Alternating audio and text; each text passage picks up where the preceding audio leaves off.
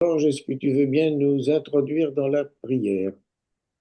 Eh bien, avec plaisir, Seigneur notre Dieu, nous confions en toi. Nous avons envie de mieux comprendre, de mieux nous renseigner, nous sommes curieux et cette curiosité de ce que tu nous donnes dans la Bible, Seigneur, c'est une chance et nous voulons te dire merci pour cela et te prier ce soir à nouveau de nous aider à vivre.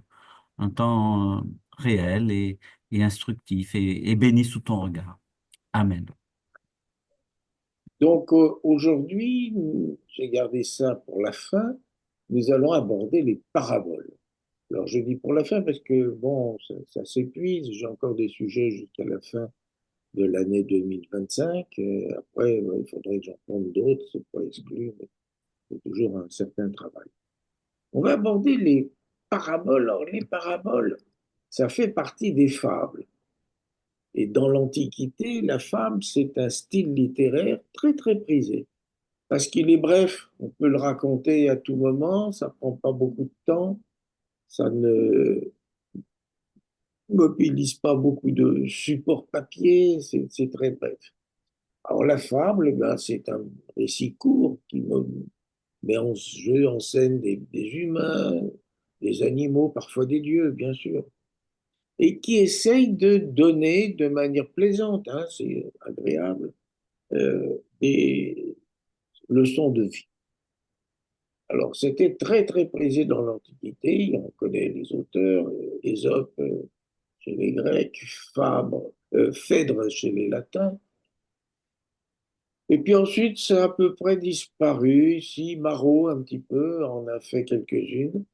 Et nous, on connaît deux grands fabulistes, à savoir euh, La Fontaine, qui lui, le plus souvent, va chercher l'inspiration chez les anciens. Il retranscrit à sa façon des fables anciennes, Ésope, Phèdre, Marot. Et puis Florian, qui est plus jeune de 100 ans à peu près, qui lui est beaucoup plus moraliste que, que La Fontaine. Voilà, c'est à peu près tout. Alors, vous avez trouvé toujours des auteurs qui en ont fait une ou deux, mais voilà. Alors, les paraboles, ce sont des fables, d'accord. Mais ce ne sont pas que des fables, elles ont des spécificités. D'abord, elles ne font intervenir que des humains.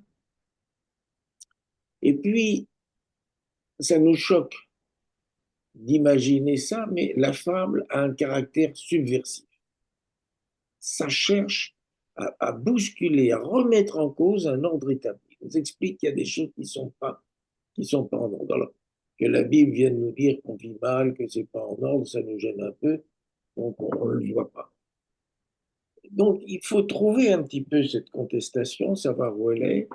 C'est pas toujours facile. Moi, il y a des fables, des paraboles que je ne comprends pas, que je n'admets pas, que je ne comprends pas. Alors, si je ne les comprends pas, ça veut dire que je les ai. Si je ne les admets pas, ça veut dire que je ne les ai pas compris. Donc, il y a un effort à faire et on va démarrer par celle du fils prodigue. Alors, on verra qu'ensuite, c'est un titre, c'est pas une synthèse. Euh, ces, ces, ces paraboles, elles ont donné lieu à un monceau de commentaires. Et d'ailleurs, la prochaine fois, dans un mois, le 16 avril, eh ben, on reparlera de la parabole du fils prodigue. Et vous verrez que c'est pour dire des choses totalement différentes.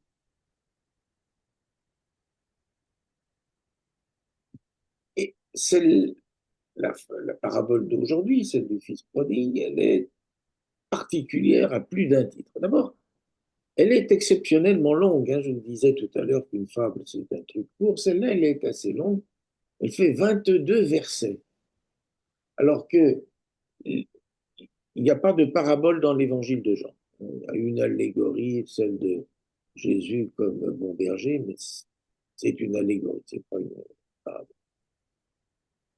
Les trois évangiles synoptiques nous proposent des paraboles généralement très courtes, pour ne pas dire bref, hein. La parabole du levain, elle tient 2 versets dans l'évangile de Luc et un seul dans l'évangile de Matthieu. Et il y en a d'autres qui sont le, l'homme qui trouve une perle dans un champ, c'est un verset. Et puis cette parabole, elle est spécifique à l'évangile de Luc. On ne la retrouve pas ailleurs, tout au moins en l'état, parce que il y en a d'autres qui, sous une forme différente, vont reprendre un petit peu la même idée. Il y a celle des 2 fils dans Matthieu, celle du bon grain et de l'ivraie dans Matthieu aussi, et puis celle du pharisien et du péager un peu plus loin dans l'évangile de Luc. Et cette quadriplication, c'est, me semble-t-il, un signe de son importance dogmatique. Et elle est par ailleurs, enfin, très riche de signification, au point d'ailleurs qu'on n'a jamais réussi à lui trouver un titre satisfaisant. Alors, quand on dit la parabole du fils prodigue, ça nous permet de savoir laquelle c'est. C'est pas un résumé, c'est pas une synthèse, c'est une dénomination. Et pour vous montrer un peu qu'elle évoque tout un tas de résonances, je vous ai ressorti une série de textes. Alors, on a un peu de temps ce soir, donc vous n'en étonnez pas. Tout d'abord, le récit de la tour de Babel, qu'on va trouver au chapitre 11 de la Genèse. Tout le monde, alors, la tour de Babel, c'est un épisode qui est censé se passer 200-300 ans après celui du déluge. Et tout le monde parlait alors la même langue et se servait les mêmes mots. Partis de l'Est, les hommes trouvèrent une large vallée en basse Mésopotamie et s'y installèrent. Ils se dirent les uns aux autres, allons, au travail pour mouler des briques et les cuire au four. Ils utilisèrent les briques comme pierre de construction et l'alsphate comme mortier. Puis ils se dirent, allons, au travail pour bâtir une ville avec une tour dont le sommet touche au ciel. Ainsi, nous deviendrons célèbres et nous éviterons d'être dispersés sur toute la surface de la terre. Le Seigneur descendit du ciel pour voir la ville et la tour que les hommes bâtissaient. Après quoi il se dit, eh bien, les voilà tous qui forment un peuple unique et qui parlent la même langue. S'ils commencent ainsi, rien désormais ne les empêchera de réaliser tout ce qu'ils projettent. Allons, descendons mettre le désordre dans leur langage et empêchons-les de se comprendre les uns les autres. Le Seigneur les dispersa de là sur l'ensemble de la terre et ils durent abandonner la construction de la ville. Voilà pourquoi celle-ci porte le nom de Babel. C'est là en effet que le Seigneur a mis le désordre dans le langage des hommes. C'est à partir de là qu'il les a dispersés sur toute la terre entière. Alors le chapitre 11 se poursuit par toute la généalogie d'Abraham, c'est ce qu'on appelle les patriarches. Et je vais terminer par les derniers versets de cette généalogie, celle qui part du père d'Abraham. Voici la liste des descendants de Terah, père d'Abraham, Nahor et Haran. Haran eut un fils, Lot, et mourut du vivant de son père Terah au pays où il était né, Our, en Babylonie. Abraham épousa Sarai et Nahor épousa Milka, fille de Haran. Haran était aussi le père d'Isca. Sarai n'avait pas d'enfant, elle était stérile. Terah emmena son fils Abraham et son petit-fils Lot, fils de Haran. Il emmena aussi sa belle-fille Sarai, femme d'Abraham. Il quitta avec eux Our en Babylonie pour aller au pays de Canaan. Ils voyagèrent jusqu'à Haran et s'y installèrent. Après avoir vécu 205 ans, Terah mourut à Haran. Un peu plus loin dans l'Ancien Testament, au chapitre 5 du Deutéronome, le premier commandement du Décalogue qui dit tu ne te fabriqueras aucune idole, aucun objet qui représente ce qui est dans le ciel, sur la terre et dans l'eau, sous la terre. Tu ne t'inclineras pas devant les statues de ce genre, tu ne les adoreras pas. En effet, je suis le Seigneur ton Dieu, j'exige d'être ton seul Dieu. Si quelqu'un s'oppose à moi, je le punis, lui et ses descendants jusqu'à la troisième ou la quatrième génération. Et je traite avec bonté pendant 1000 générations ceux qui m'aiment et obéissent à mes commandes.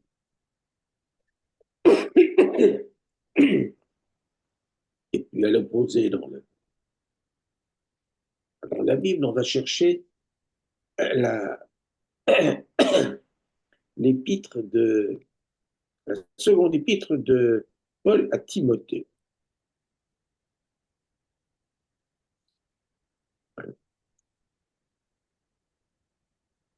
Je vous fais grâce de la salutation. Et il écrit donc à ce Timothée, je remercie Dieu, que je sers avec une conscience pure comme mes ancêtres l'ont fait. Je le remercie lorsque, sans cesse, jour et nuit, je pense à toi dans mes prières. Je me rappelle tes larmes. Et je désire beaucoup te revoir afin d'être rempli de joie. Je garde le souvenir de la foi sincère qui est la tienne. Cette foi que ta grand-mère Loïs et ta mère Eunice ont eue avant toi. Je suis certain que tu la possèdes aussi. C'est pourquoi je te le rappelle, maintiens en vie le don que Dieu t'a accordé quand j'ai posé les mains sur toi. Et puis on va peut-être lire la parabole elle-même au chapitre 15 de l'évangile de Luc. Un homme avait deux fils. Le plus jeune dit à son père, mon père, donne-moi la part de notre fortune qui doit me revenir. Alors le père partagea ses biens entre ses deux fils. Peu de jours après, le plus jeune fils vendit sa part de la propriété et partit avec son argent pour un pays éloigné. Là, il vécut dans le désordre et dissipa ainsi sa fortune. Quand il eut tout dépensé, une grande famine survint dans ce pays et il commença à manquer du nécessaire. Il alla donc se mettre au service de l'un des habitants du pays qui l'envoya dans les champs garder ses cochons. Il aurait bien voulu se nourrir des fruits du caroubier que mangeaient les cochons, mais personne ne lui en donnait. Alors il se mit à réfléchir sur sa situation et se dit, tous les ouvriers de mon père ont plus de nourriture qu'ils n'en peuvent manger, tandis que moi, ici, je meurs de faim. Je vais partir pour retourner chez mon père et je lui dirai, mon père, j'ai péché contre Dieu et contre toi. Je ne suis plus digne que tu me regardes comme ton fils. Traite-moi donc comme l'un de tes ouvriers. Et il partit pour retourner chez son père. Tandis qu'il était encore assez loin de la maison, son père le vit et en eut profondément pitié. Il courut à sa rencontre, le serra contre lui et l'embrassa. Le fils lui dit alors, mon père, j'ai péché contre Dieu et contre toi, je ne suis plus digne que tu m'appelles encore ton fils. Et le père dit à ses serviteurs, dépêchez-vous, n'apportez la plus belle robe et mettez-la lui, passez-lui une bave aux doigts et des chaussures aux pieds, amenez le veau que nous avons engraissé et tuez-le, faisons un repas joyeux. Car mon fils qui est ici était mort et il est revenu à la vie. Il était perdu et je l'ai retrouvé. Et une joyeuse fête commença. Pendant ce temps, le fils aîné de cet homme était au champ. Lorsqu'il revint et fut près de la maison, il entendit un bruit de musique et de danse. Il appela un des serviteurs et lui demanda ce que cela signifiait. Le serviteur lui répondit, ton frère est revenu et ton père a fait tuer le veau que nous avons engraissé parce qu'il a retrouvé son fils en bonne santé. Le fils aîné se mit alors en colère et refusa d'entrer dans la maison. Son père sortit pour l'inviter à entrer. Et le fils répondit à son père, écoute, il y a de nombreuses années que je te sers et je n'ai jamais désobéi à l'un de tes ordres. Pourtant, tu ne m'as jamais donné même un chevreau pour que je fasse un joyeux repas avec mes amis. Mais quand ton fils, que voici, revient, lui qui a dépensé entièrement ta fortune avec des prostituées, pour lui, tu fais tuer le veau que nous avons engraissé. Le père lui dit, mon enfant, tu es toujours avec moi, et tout ce que je possède est aussi à toi. Et nous devions faire une joyeuse fête et être heureux, car ton frère que voici était mort, et il est revenu à la vie. Il était perdu, et je l'ai retrouvé.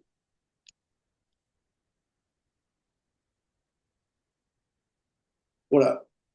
Comme tout texte biblique, cette parabole nous fournit un canevas pour notre existence et nous donne des clés pour nous aider à comprendre le sens de notre vie et de notre mort. Et ce soir, je vous propose qu'on en dégage trois. La première clé, c'est une histoire de famille, comme la Bible en est pleine. Adam et Ève, Caïn et Abel, c'est une histoire de famille. Je vous ai relu tout à l'heure la généalogie d'Abraham. De telles généalogies sont nombreuses dans toute la Bible. Elles soulignent que l'histoire de l'humanité, pleine de drames et de fureur, a souvent pour cadre la famille. L'apôtre Paul, lorsqu'il écrit à Timothée, son disciple, replace celui-ci dans sa famille. Dans la première épître qu'il lui adresse, on n'a pas lu, il s'intéresse au sort des veuves et des esclaves, qu'il considère qu'il faut qu'un épiscope sache bien gouverner sa maison et il recommande à Timothée de s'adresser à un vieillard comme à un père, à un jeune homme comme à un frère, à une femme âgée comme à une mère et à une jeune fille comme à une sœur. Et dans la seconde épître, c'est ce que nous avons lu, il évoque sa mère et sa grand-mère. Et pour... Alors, faut-il attribuer, hein, donc le cadre c'est la famille, faut-il attribuer cette importance de la famille dans la Bible à une nécessité ou à un hasard? Certainement pas. Alors, ce n'est pas une nécessité d'abord. Une nécessité qui serait liée au contexte littéraire dans lequel est née la Bible. Moi, il y a un autre recueil de textes occidentaux que j'aime beaucoup, même si c'est d'un genre très très vrai, c'est les contes et les mille et oui, l'importance de la famille est très très secondaire. Et puis, c'est pas non plus un hasard. Ce serait peut-être surprenant dans un texte. Dans la plupart des textes fondateurs des grandes mythologies et religions, le cadre familial est essentiel et semble représenter le lieu de vie par excellence. Les dieux égyptiens constituaient une famille, de même les dieux grecs. Vous regardez d'un peu près, la plupart des dieux grecs étaient des descendants à la troisième ou quatrième génération du ciel et de la terre. Le Bouddha, avant son éveil, est né et a vécu dans une famille. La famille est donc bien le cadre du déroulement de l'existence humaine, de la naissance à la mort. L'apparition de nouveaux lieux de vie liés au travail collectif, école, bureau, atelier, ne doit pas nous faire oublier cette importance de la famille. Et si l'un de ces lieux de vie collective existait déjà au temps de la Bible, l'armée, il faut bien reconnaître qu'il a une place très réduite.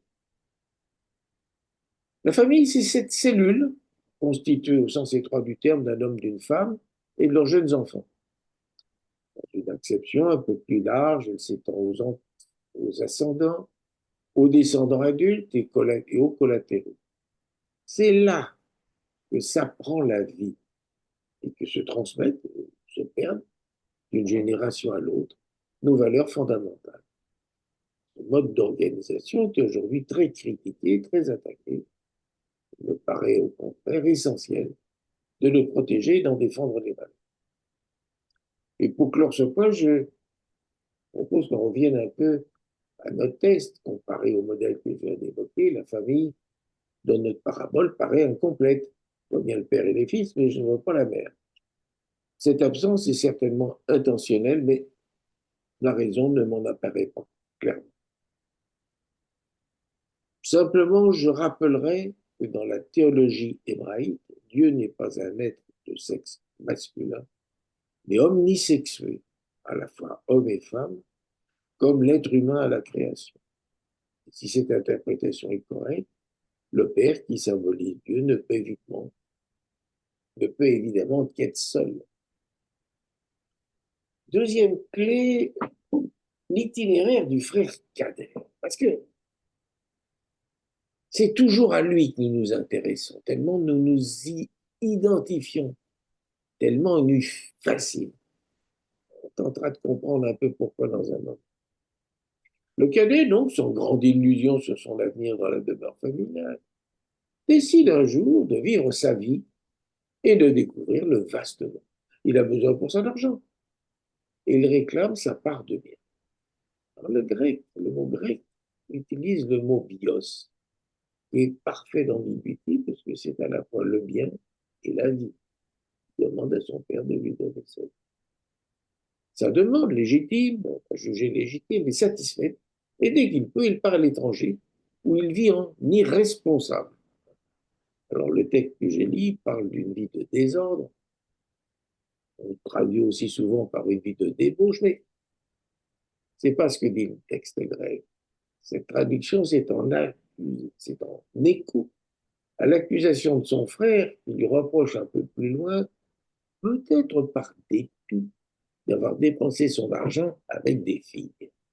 Le grec dit il dilapida son essence dans une vie sans salut. Bah, au bout de quelques temps, alors qu'il n'a plus rien, survient une crise économique. Il doit se mettre au travail. Ce qu'on propose à ce travailleur immigré, il est bien obligé d'accepter des guerres gratifiantes, loin de là. Garder les porcs, animal symbole de l'impureté absolue, même pour un juif peu regardant.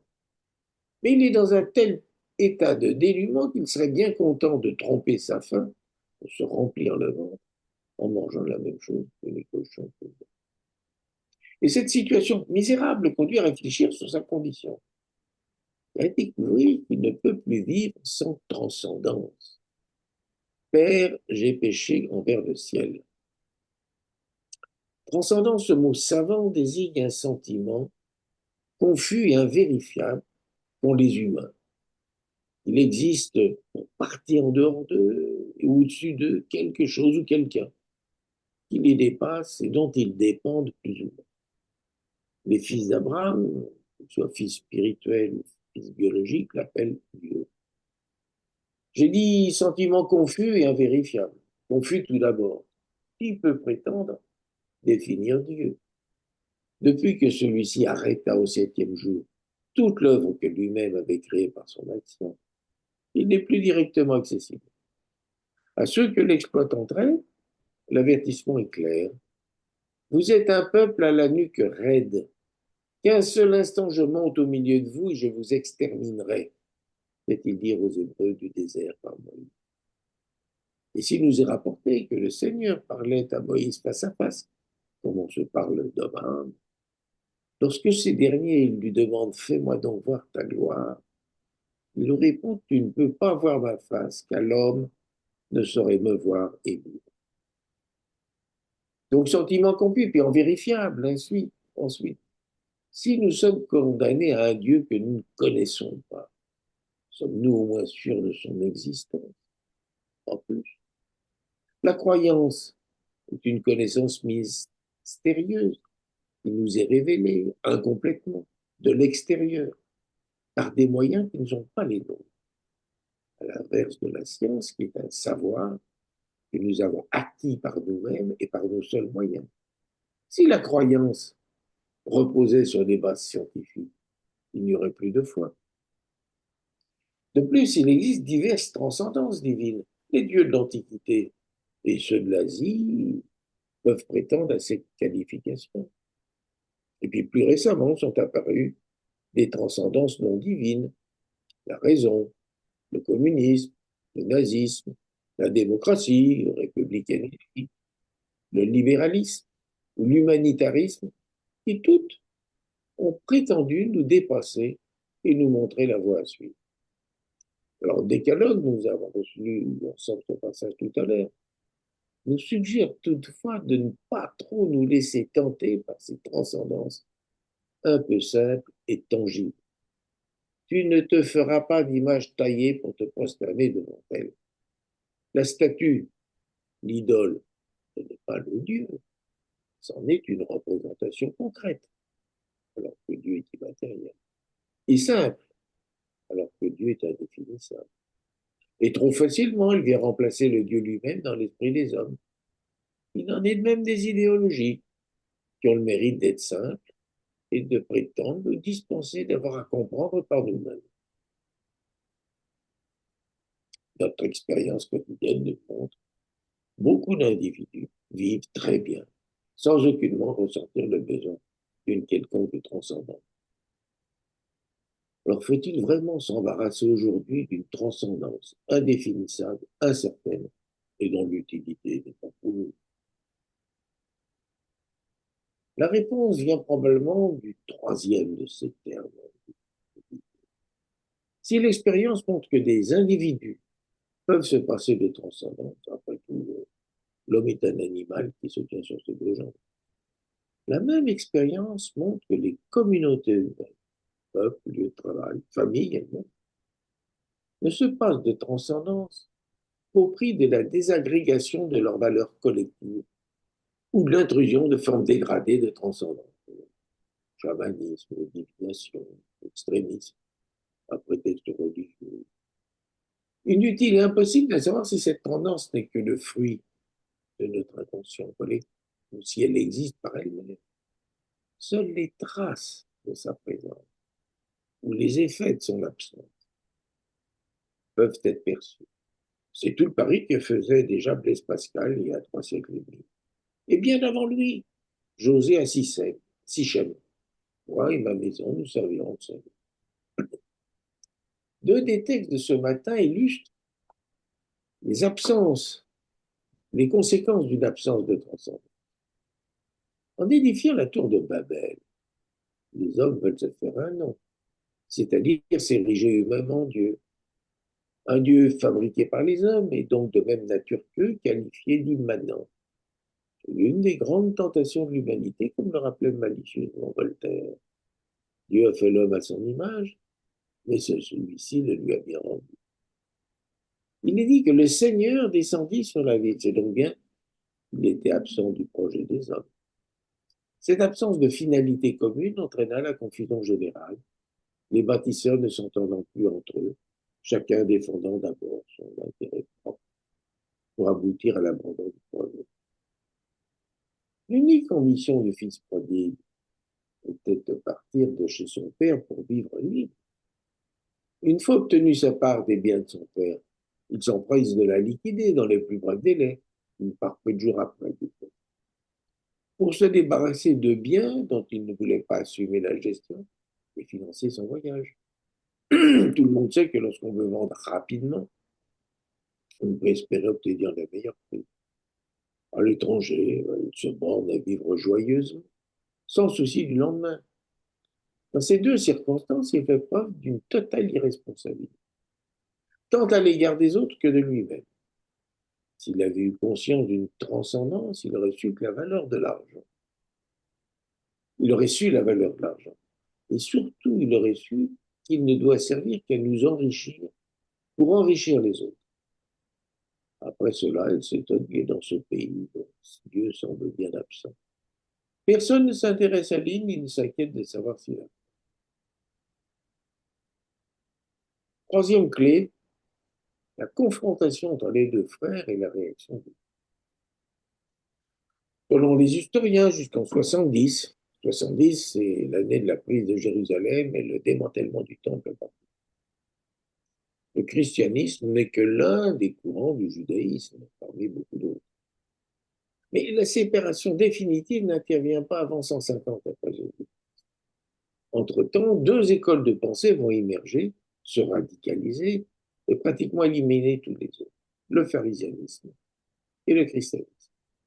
Chacune des deux écoles va devoir théoriser, c'est-à-dire en fait mettre par écrit sa pensée et ses pratiques. Les évangiles font bien entendu des textes de choix pour fixer la pensée chrétienne naissante et la distinguer de la doctrine juive pharisienne également en cours d'élaboration à cette même époque. La polémique est donc loin d'être absente des évangiles. Une illustration de cette confusion à l'origine entre christianisme et judaïsme est donnée par le texte de ce matin, l'introduction à la seconde épître de Timothée. Cette épître, c'est la dernière écrite par Paul en 66-67. Il souligne que Timothée, sa mère Eunice et sa grand-mère Loïse ont été habités par la même foi. Alors Timothée pouvait à cette époque-là avoir 35 ans et être né vers 30. Sa mère 20 ans plus tôt, vers 10 après Jésus-Christ, et sa grand-mère encore 20 ans plus tôt, c'est-à-dire vers 10 avant Jésus-Christ. Et quand Paul arrive dans leur ville de Lystre, Loïs, la grand-mère, si elle est encore en vie, est déjà fort âgée pour l'époque, au moins 60 ans. C'est donc une juive, sans aucune imprégnation christique. Cela n'empêche pas Paul de considérer que c'est la même foi qui habitait les trois générations, y compris Timothée, pourtant né païen, un père grec et un circoncis. Si l'évangile de Marc, le plus ancien, semble avoir été écrit à peu près à cette époque, entre 65 et 70, celui de Luc serait beaucoup plus tardif, de 15 à 25 ans, donc écrit entre 80 et 80. Luc s'adresse à des Grecs, à des chrétiens de langue grecque, dont beaucoup avaient été juifs ou prosélytes, mais probablement pas traversés dans la connaissance des Écritures et des traditions juives. Il importait donc de leur expliquer en quoi ils se distinguaient, avec raison, de ceux qui prétendaient respecter la loi mosaïque dans toute sa pureté. Caractère du juif et du chrétien. Ils sont donc exposés et opposés. Car comment ne pas voir dans cette confrontation entre l'aîné et le cadet l'image de celle du juif, du peuple juif, et celle du chrétien, du peuple chrétien. Et c'est bien pour ça que c'est toujours le cadet qui retient notre sympathie. Le fils cadet, les événements le font réfléchir sur lui-même. Insatisfait permanent, il se croit susceptible d'évolution. Toujours être ailleurs que là où il est. Il reconnaît qu'avoir quitté la demeure de son père fut une énorme erreur matérielle.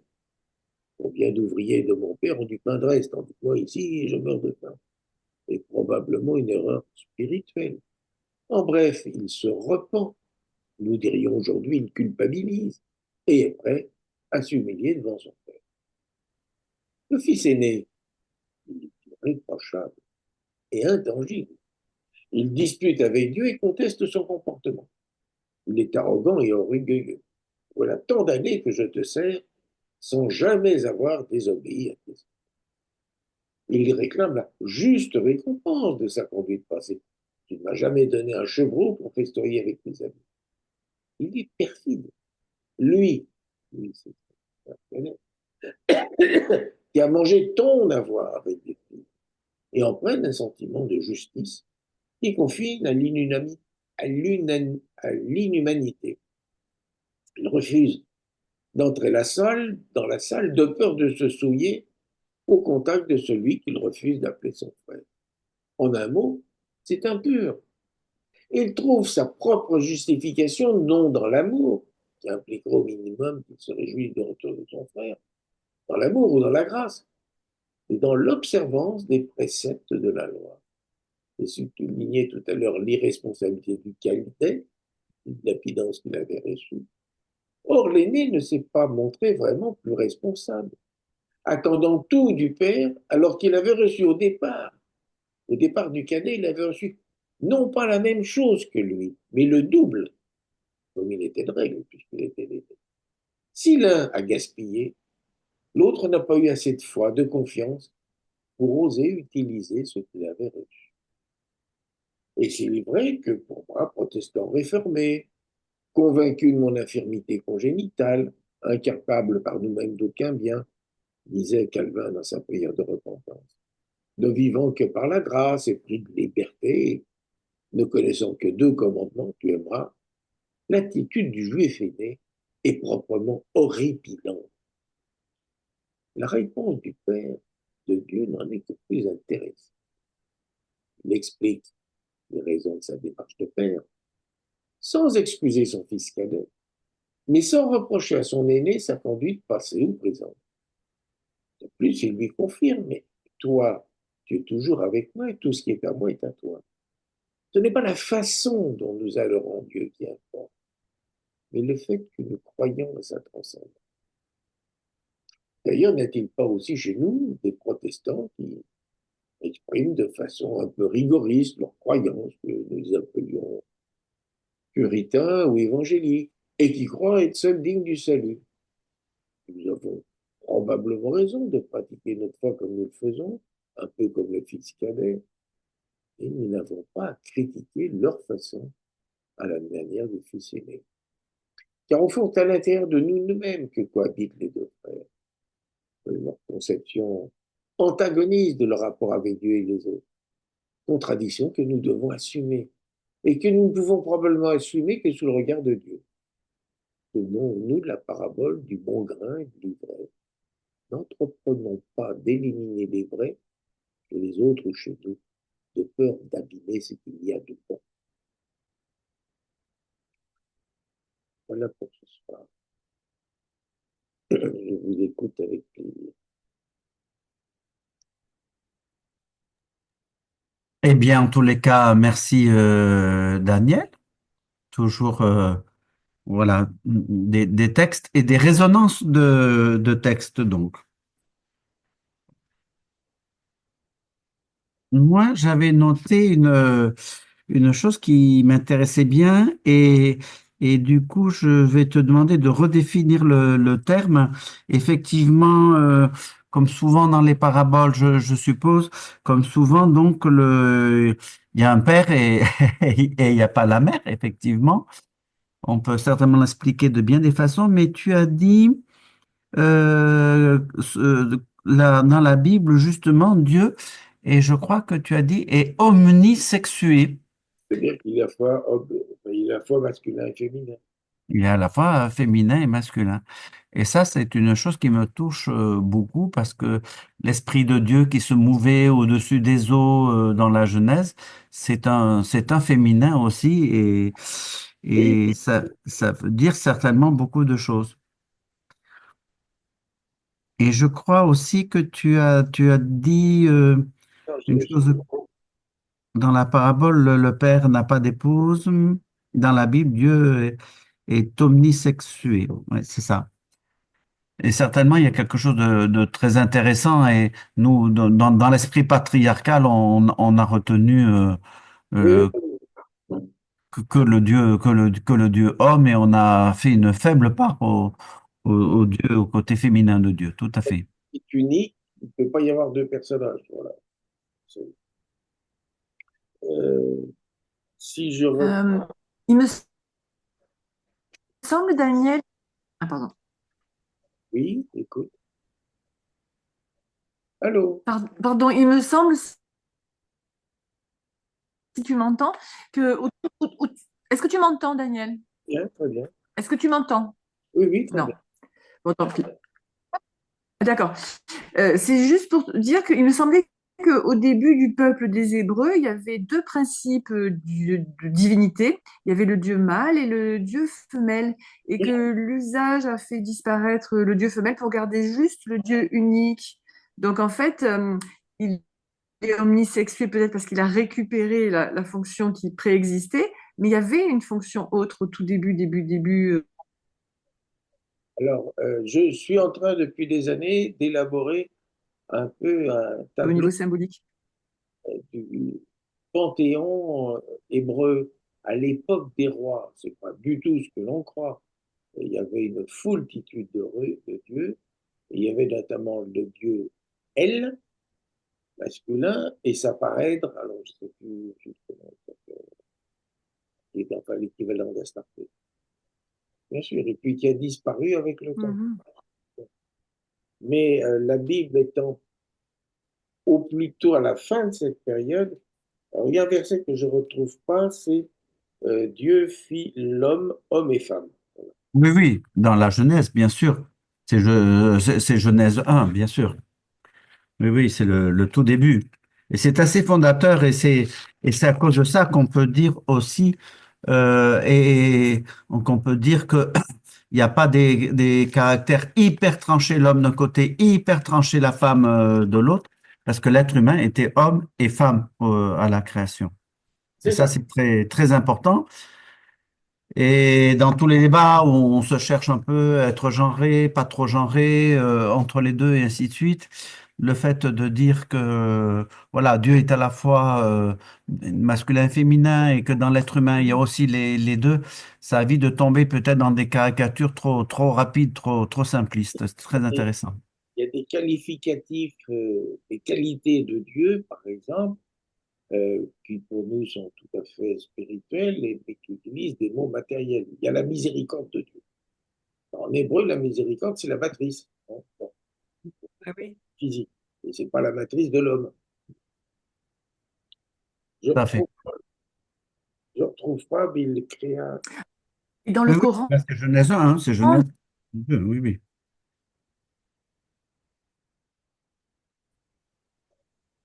et dans le Coran, Dieu est qualifié comme matriciel et matriciant dans la traduction de Chouraki. Utilise le mot miséricorde.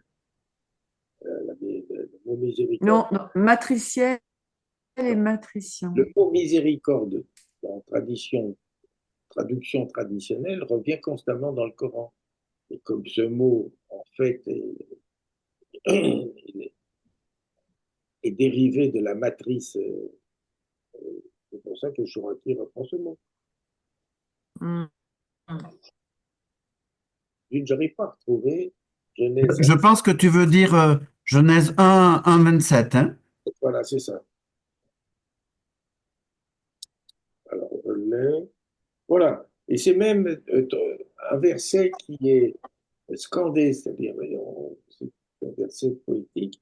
Dieu créa les êtres humains à sa propre ressemblance et il les créa hommes et femmes, Ish et Isha. Alors bon, on peut épiloguer indéfiniment là-dessus, mais voilà, il ne faut pas trop se focaliser sur il y a l'homme, il y a la femme. Oui. En Donc, plus, à son image, homme et femme. oui, C'est, mais c'est, c'est pas le même c'est sens. quelque chose, hein? Oui, oui, bah oui, c'est à son image, donc Dieu est, je dis, omnisexuel. Voilà. Qu'est-ce que. Autre question alors, la prochaine fois, le mercredi 16 avril, et non pas comme 14, comme je l'ai malencontreusement écrit, on va reprendre ce texte, le même exactement, mais sous un aspect extrêmement différent, et on va insister un peu sur l'aspect à la fois pédagogique et curatif de ces textes qui constituent les contes de fées. C'est-à-dire, là aussi, sont des récits généralement un peu plus longs, qui retracent les différentes étapes que l'individu, l'enfant, doit franchir avant d'arriver au stade adulte. Et étapes qui paraissent absolument insurmontables, et dont finalement il va triompher malgré les obstacles et même malgré la concurrence des autres, des adultes, qui paraissent mieux formés. Et ça, c'est très important. On doit à un certain Bruno Bettelheim une analyse psychanalytique des contes de fées. Et ça déborde un peu sur Olivier Besançon s'inquiétait de ça, sur l'aspect merveilleux de nos récits bibliques ou d'autres récits. Tous les récits de la mythologie grecque, bon, on demande comment ils y croyaient. En fait, ils n'y croyaient pas. C'était simplement une façon de raconter des choses et les paraboles aussi. Et nous ne sommes pas surpris, nous, quand on lit des récits du Moyen Âge, où on voit des saints, des anges, parfois Jésus, qui se baladent sur Terre pour voir comment ça se passe et qui, à l'occasion, n'ayant rien d'autre à faire, vont faire quelques miracles. De toute façon, c'est très clair. À supposer que les hommes étaient mis en contact avec des êtres divins, ils n'auraient pas pu s'en apercevoir, puisqu'on l'évoquait tout à l'heure. Il n'y a pas de communication directe entre les humains et les dieux. Et les dieux qui viennent se balader sur Terre se métamorphosent pour pas être connus. Rien d'autre? Merci beaucoup. Eh ben, je vous souhaite une bonne lecture. J'arrête l'enregistrement. Et moi aussi, je vais l'arrêter.